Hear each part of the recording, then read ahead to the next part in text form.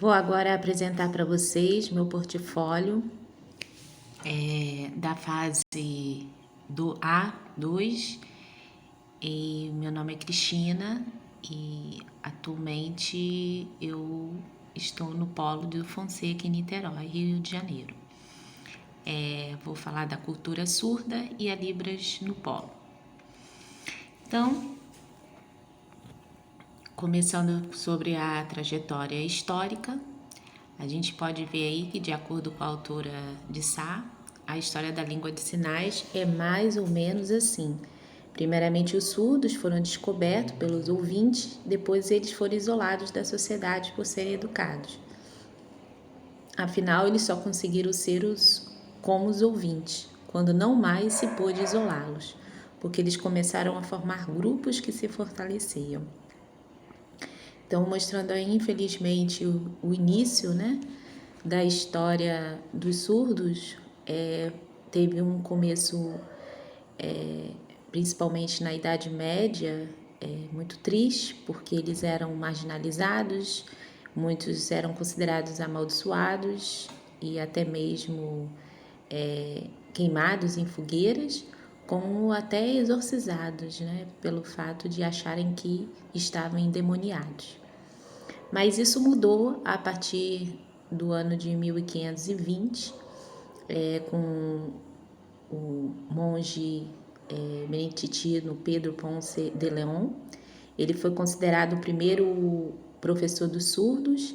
Ele viveu no mosteiro beneditino em Onan, na Espanha, e seu trabalho lhe serviu de base, né, para vários educadores surdos. E o objetivo principal dele era fazer com que os surdos falassem, lessem, escrevessem e rezassem, principalmente por acharem que, por eles não saberem rezar os sacramentos, as orações da igreja, eles não teriam salvação, não teriam vida eterna. E também conseguirem os seus direitos, principalmente legais, na sociedade. E a gente sabe também que, pelo fato deles muitos serem marginalizados, com isso, né, eles serem oralizados e aprenderem a ler e escrever, eles poderiam conseguir, né, os seus direitos.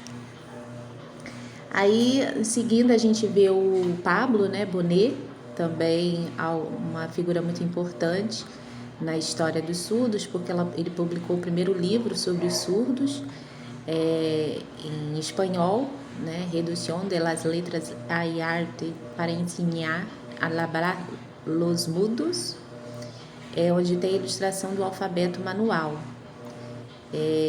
Sempre é importante a gente atentar a isso. Essas figuras importantes, eles usavam a linguagem de sinais, mas apenas como apoio, porque o objetivo principal deles era a oralização, né? Fazer os surdos falarem, e para que isso fosse realizado, havia necessidade de ensiná-los a ler e escrever usando o alfabeto, no caso gestual. Mas um avanço muito grande aconteceu em 1712 a 1789 com Charles de Lelapé, que é considerado o pai dos surdos, porque ele muito conhecido, né, na história pelo fato dele ter visto, né, duas irmãs surdas perambularem pelas ruas de Paris, e ali ele se comoveu e tentou, né, se comunicar através de gestos com ela, e viu que isso funcionava, né? E que havia necessidade então de instruir os surdos em sua própria casa com as combinações da língua de sinais e gramática francesa, denominado de sinais metódicos. E mais à frente ele conseguiu, né, para ele defender, né, o uso de línguas de sinais, porque ele reconheceu que os surdos eles poderiam se comunicar usando a língua de sinais, assim como a língua falada. Ambas poderiam ser efetivas, né? E isso foi algo histórico na época, causando até controvérsias diante de muitos por acharem que isso não era verdade, que tinham que fazer os surdos falarem. E ele mostrou que não, né? Que eles poderiam conquistar, né, seus direitos apenas usando, né, a linguagem de sinais. E ele conseguiu, fazendo com que muitos professores e alunos da sua escola aprendessem, né, esses sinais chamados sinais metódicos na França. Depois, mais à frente, nós vemos Gallaudet, que já foi um americano, que mais uma vez ele percebeu uma menina no seu jardim, né, brincando no seu jardim. Ela era rejeitada pelas demais crianças pelo fato de ser surda e não conseguir brincar com elas, né? Então ele se compadeceu. O que ele fez? Ele foi buscar métodos na Europa, principalmente na França, para ajudar, né, os surdos a se comunicar com os ouvintes. E aí ele traz o professor surdo Laurent Clerc, melhor dizendo. E esse Clerc ensinou a língua de sinais para Gallaudet e ensinou também, por sua vez, o professor Gallaudet ensinou o inglês para ele, né? Então houve essa troca e o resultado foi que o filho dele fundou essa universidade, que inclusive até hoje ela existe lá em Washington, Estados Unidos, capital dos Estados Unidos, que foi fundada em 1857, onde dá uma atenção mais voltada para os surdos. Agora, a trajetória histórica do Brasil. No Brasil, foi com Dom Pedro II, o imperador. Ele, em 1857, ele fundou a escola, né, o Instituto Nacional, na época, de Surdos e Mudos. E como ele conseguiu isso? Ele conseguiu isso porque, a convite, né, do próprio Dom Pedro, ele trouxe um professor surdo francês chamado Rouet, que foi discípulo de Lepé, para que assim ele pudesse, né, ensinar, ser inclusive até diretor desse instituto, que usava o método combinado. E esse instituto existe até hoje, né? Ele foi fundado, né, em 1857. Antigamente era chamado Instituto Imperial de Surdos e Mudos e hoje é o INES, que é o Instituto Nacional de Educação de Surdos. Aí algumas curiosidades a gente pode ver aí, né, do dicionário de língua de sinais do Brasil. O primeiro, inclusive, foi a iconografia dos sinais dos surdos e mudos de Flauzino da Gama, onde utilizou os sinais franceses, traduzindo para o brasileiro. Então, hoje, a Libras ela tem uma grande influência, sofreu, né, uma grande influência da língua de sinais francesa.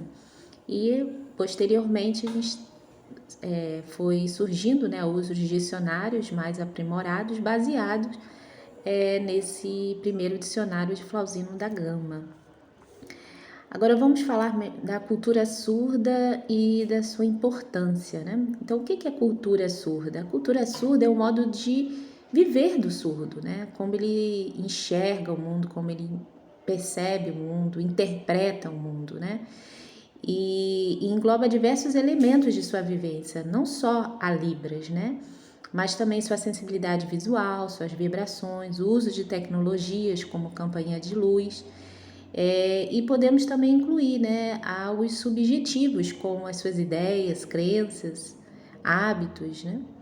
E a cultura surda, ela é importante porque ela é multicultural, ela tem um fator muito agregador para nós, né, ouvintes.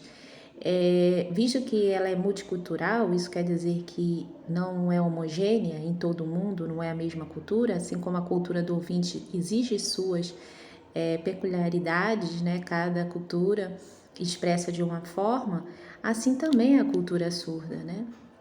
E é importante nós interagirmos com essa cultura para que haja realmente trocas sociais, né? E isso vai ser enriquecedor tanto para nós ouvintes como para eles também, né? E a gente vai ampliar nossa visão do que é um ser humano, né? E a difusão ela é importante para poder conscientizar, né, as pessoas sobre as capacidades e lutas dos surdos.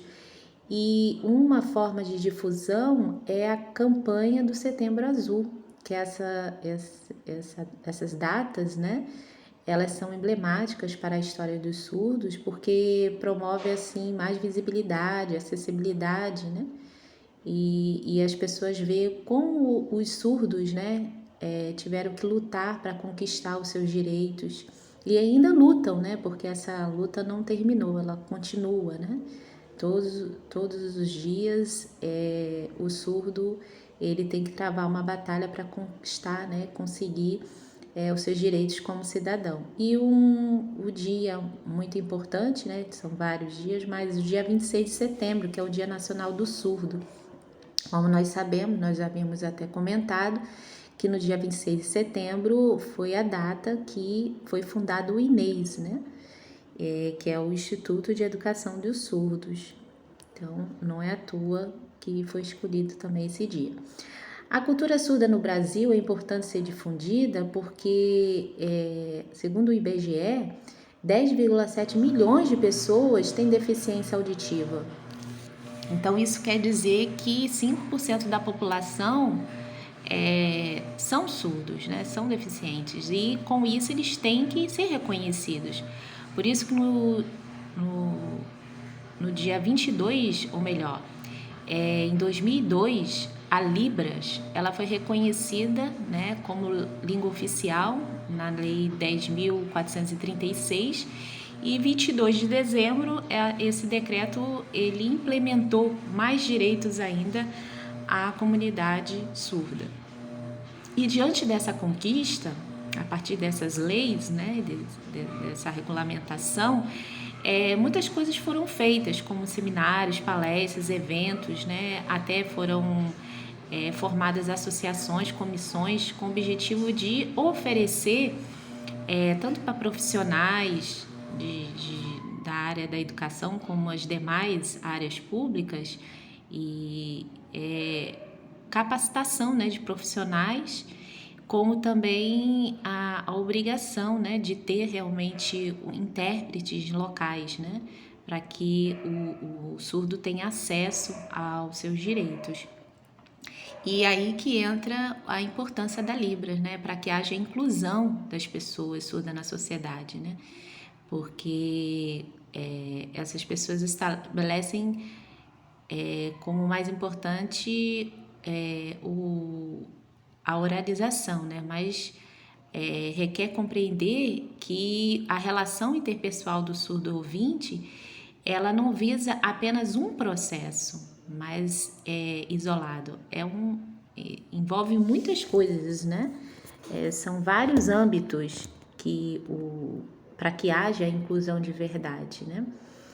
Não é só a Libras, né? Por isso a necessidade das escolas, ambientes acadêmicos, empresas ofertarem, né, intérpretes, formação de Libra para que haja essa interação, né? Dos surdos, eles possam se sentir acolhidos, né? Não excluídos, mas incluídos em nossa sociedade.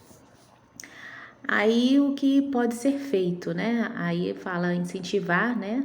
Para incentivar um ambiente de trabalho e educação inclusivo, programas e cursos de capacitação estão sendo promovidos por instituições e associações.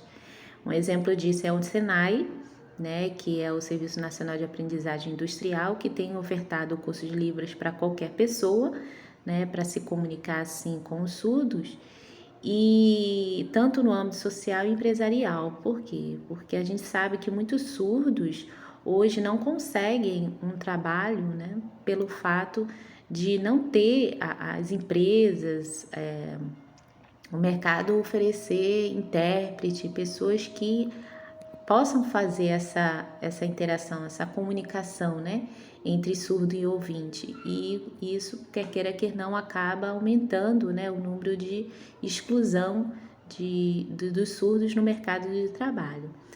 E uma outra coisa que também está sendo feita é as secretarias municipais de educação junto com associações do surdo.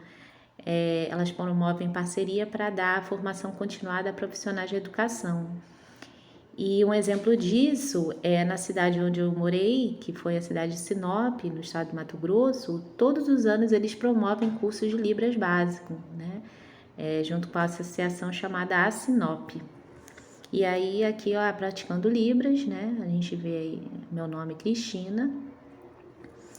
E as experiências que eu tive lá na cidade de Sinop, que realmente foi muito gratificante eu poder ter essa experiência, que foi enriquecedora para minha visão de educadora, participar, né, desse curso de Libras básico e fazer alguns trabalhos voluntários. E o que pode ser feito no nosso polo? Eu dei aqui algumas sugestões, né? A contratação de um intérprete de capacitação em Libras para os orientadores de polo, facilitando assim o acesso do Sul da sua formação acadêmica, promover cursos extracurriculares de Libras para que todos os alunos e todos os cursos, não só da área da educação, mas principalmente na área da educação, possam ter acesso a esse mundo, né? E assim aumentar, né, sua visão acadêmica, sua visão até mesmo de como pessoa, né, na sociedade. E criar projetos de inclusão, como seminários, palestras de apresentações de trabalho com os surdos, promovendo assim a interação entre alunos surdos e ouvintes.